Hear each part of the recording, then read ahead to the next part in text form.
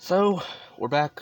This time, this was originally going to be an audio review, but you know, I figured I'll just do a visual review. My thoughts on the very first Friday the 13th. Yes, this one it doesn't have Jason at all. In fact, I guess it was supposed to be just a one-off, what I understand. Um, it's a slasher.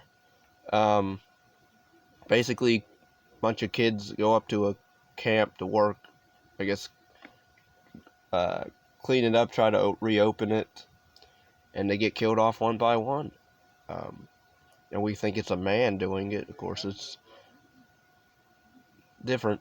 And this, I guess, was inspired by the Halloween craze. Halloween became a huge success. That was an independent film. Let's make our own. So, but yeah, can I say I liked this one? Like the characters weren't really that memorable. I mean, even Alice, the character Alice, like her whole, she is an artist. Like she draws, she got sketches, but the other characters don't really know much. I guess Kevin Bacon's girlfriend, she does speak about a weird dream where she dreams of rain, but it's blood raining down on her or something, and like, okay. And then, of course, she died. Pretty much, Tom Savini did the effects for this movie as well. I think I know he did for part 4. I don't know if he did them for the second and third. But I know he came back for the fourth one for sure. But yeah, this one, I mean, it's basically these friends, these counselors. They're trying to clean up the camp, and they're hanging around doing it, hanging out doing it, fooling around. I wasn't really bored with this, but this is a very slow burn film for sure.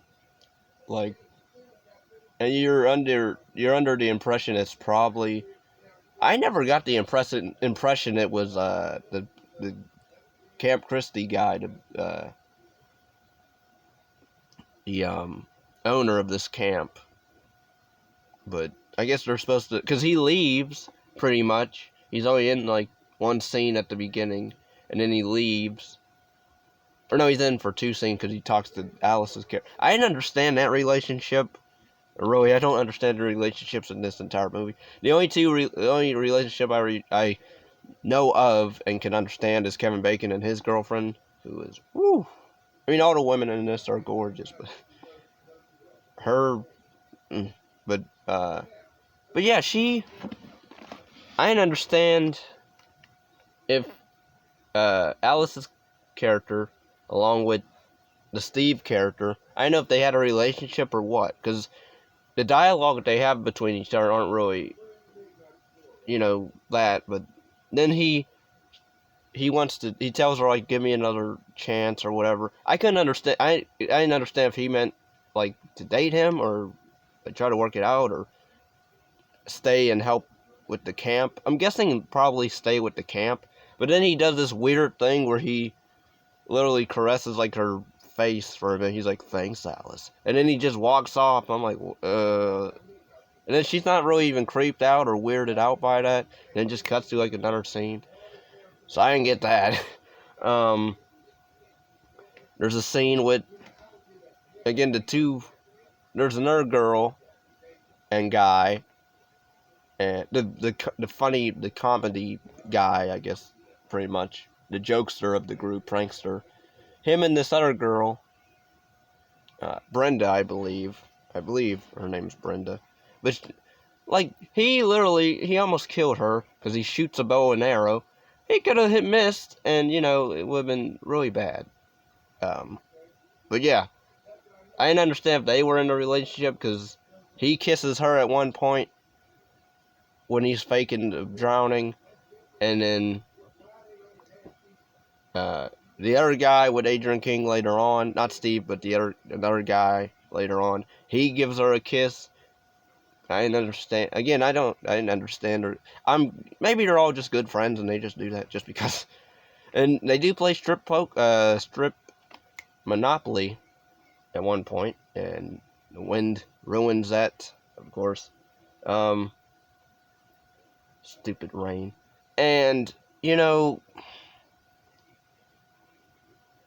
the guy's explanation for, because at this point, because Allison, the one guy, because Steve, the owner of the camp, he dies. I did like also the point of view of the killer. I did like that. POV shots, I did like that. I know this influenced a lot of the rest of the slashers of the 80s, 90s, whatever, but again, I liked it here. But yeah, the characters I couldn't really get much into, except for the Annie character. And she dies. She's the first one to die, trying to go to the camp, which sucks. Cause I actually liked her character.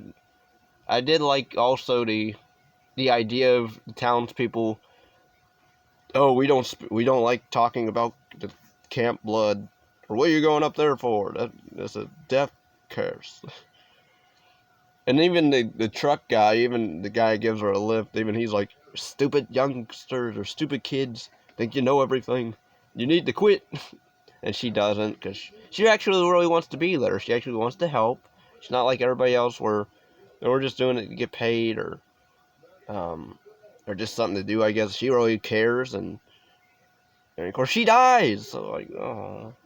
And even when she's in the car with the killer at one point, granted she doesn't know, but she's like polite and I think that can you stop, please? Like she's like polite about it, and then when she dies, it's like oh. And there's also a funny cop in this. When he comes up, he has some funny dialogue. But overall, the movie, the ending, I didn't really. I liked the final line. Then he still there. I liked that line by Adrienne King, played Alice. I did like that line. The whole. I don't now. I know they did for like a shock ending, but you know, it's whatever. Did Jason actually pull her down in the water? But then it's like, well, how does she get away if? But you know, so I can sort of take that or leave it. I can just say I can sort of maybe bypass it and just say it was in her head. Cause they didn't find him. Even the cop is like, we didn't find any boy. So, you know. But yeah, overall, I liked some of it. I didn't like the whole Alice, when she's fighting the killer off, she does the stupid Laurie Strode, I'm gonna hit him and then I'm gonna run off and not finish him off. But yeah, I will be doing the rest of the movies. I'll probably do the second one next, and then the rest will probably be, you know.